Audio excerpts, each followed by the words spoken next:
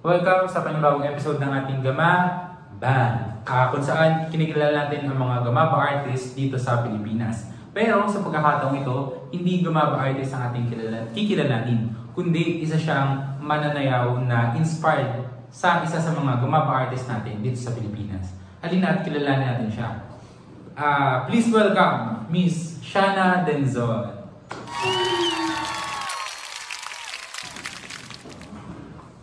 Magandang araw sa iyo at maraming salamat sa pagpapaunlak para sa paglalaan ng oras para sa video na ito. Kamusta ka naman ngayon?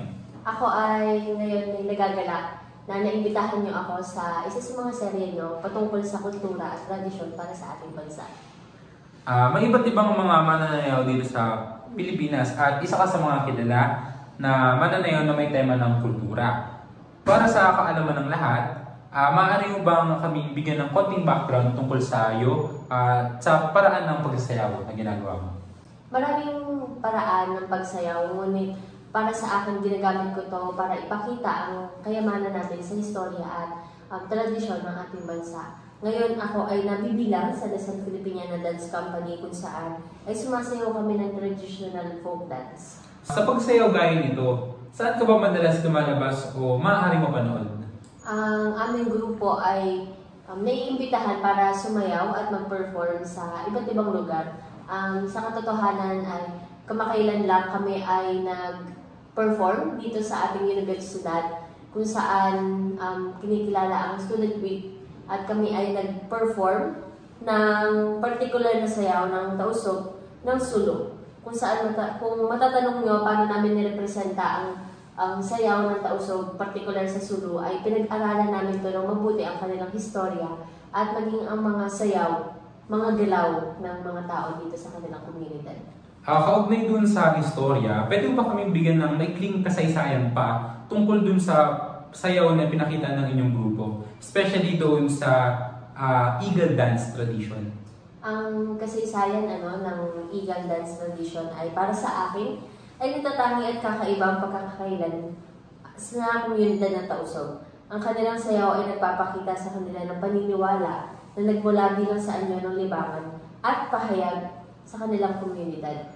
Maaari mo rin bang ibahagi kung ano ang ilan sa mga mahalagang elemento ng nagpapakulugan sa Eagle Dance tradition? Ang Eagle Dance tradition ay naglalarawan ng mga hinhin at ritmiko, mga galaw kasama ang mga kagiliw-giliw na tunog ng mga tradisyonal na instrumento tulad ng kulintangan at agong. Naniniwala ako na napagdaanan natin ito nung tayo ay elementary, so pa-familiar tayo. Ang mga mananayaw ay nagdadala ng makulay at detalyanong disenyo ng kasuotan na nagdaragdag ng visual na kahalayan ng pagtatanghal. Bawat hakbang ng sayaw ay may simbolismo mula sa kanilang koneksyon sa kalikasan hanggang sa kanilang mga panrelihiyos mong mga lipa.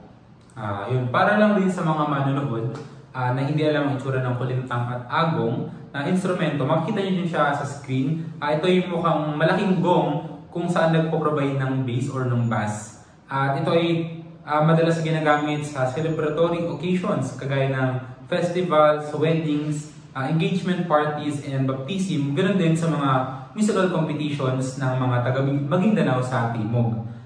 Miss Shana, maaari bang ibahagi sa amin kung ano-ano yung mga inspirasyon mo sa pagsasayaw? Paano ka ba nainganyo sa pagsasayaw? At paano mo nakilala yung cultural dance o tradisyon dito sa Pilipinas? Sa katotohanan niyan, kung makikita nyo ako ngayon sa aking katanatayuan, ay meron akong isang mahalagang tao na nag-udyok sa akin para gawin at ipagpatuloy ang karir na ito.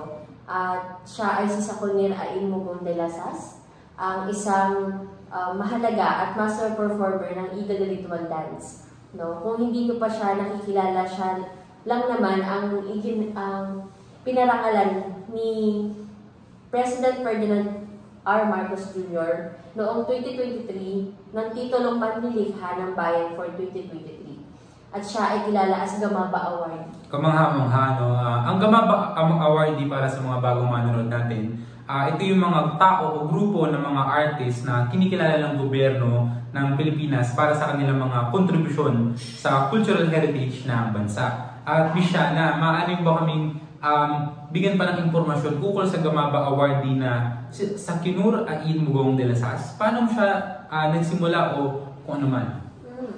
Nagsimula ang kanyang paglalakbay bilang isang artist sa kanyang bayan, kung saan natin siya natagpuan, kung saan unang niyang pinakita ang eagle sa murang edad. Gayunpaman, noong 1974 ang Tambuli Cultural Dance Troupe, talagang umusbong siya bilang isang artist. Sa mga taong lumipas tulad ng isang piling alak at nagkaroon ng kagandahan habang tumatanda. Nag-mature ang kanyang mga kakayahan, isang unang mananayaw ng MSU Tawi-Tawi, College of Technology at Oceanography, Tambuli Cultural Dance Troupe. Siya ay sa wakas naging kanilang pinagpipitagang direktor. Labis ang pagmamangha ko kay Sakinur de las Sas. Hindi lamang siya sumasayaw sa mga lokal na entablado, kundi pati na rin sa mga pambasang plataforma na nagtatatag ng puwar para sa Eagle Pandirigma Mapa. Bukod dun sa mga pagpe-perform or pagtanghal niya dito sa Pilipinas, may mga lugar na ba siyang napuntahan sa ibang bansa o napagtanghalan na? Ngayon, isa sa mga at iilan sa mga napanood ko ay mula sa Semporna Eagle Festival sa Malaysia hanggang sa mga pagtatanghal sa Barcelona, Espanya at iba't ibang lugar ng Sydney, Australia at Belgium. Ang kanyang mga sayaw ng eagle ay nagpapahangal sa mga manonood sa buong mundo. Ano ba yung ibang karanasan niya nung nagpe-perform siya doon sa mga bansang nabanggit mo? Sa mga bansang nabanggit ko ay nakaranas siya ng iba't ibang pagtatanghal ng kultura. Ngunit naniniwala siya na walang kapantay ang eagle. Nasabi niya nga sa isa sa mga kanyang interview na ang eagle ay napaka-unique kumpara sa iba pang mga sayaw kung saan sinusundan ang galaw ng tugtog. Ang eagle ay kabaligtaran habang mas mabilis ang tugtog, mas mabagal ang kamay ng mga kamay.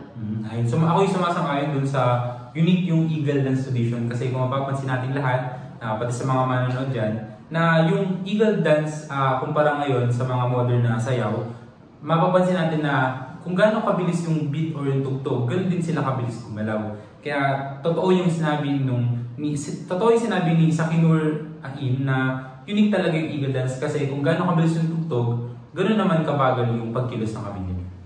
At iyon, bago tayo magtapos, mayroon ka bang iba pang nais ibahagi tungkol sa eagle tradition dance?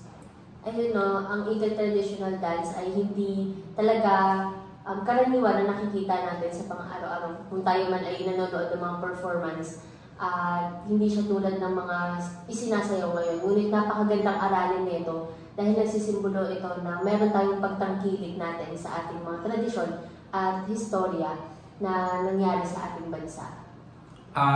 Ayun, bago tayo magtapos, meron ka rin bang nais banggitin o ibahagi sa mga manonood natin na gusto rin o nais din matuto na sumayaw o kilalanin yung cultural dance? Para sa mga nais magsimula, malayo man ang narating ng ating Gamaba artist ngayon na si Sakinur Ain Mugong de las Sas.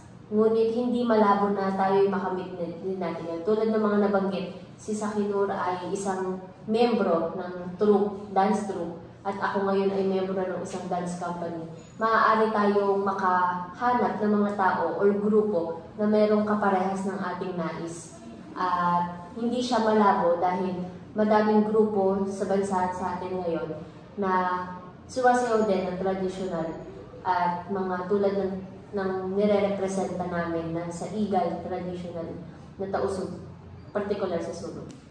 Ayun, maraming salamat Miss Shana Delson para sa pagbibigay ng oras sa amin para magawa natin ng serye na ito. At ganoon din salamat sa mga kagrupo ko na tumulong para maging posible ang serye na ito. Kala Simon Fernandez, pati na rin kala Ikay Kwento. At yun lang, maraming salamat sa inyo.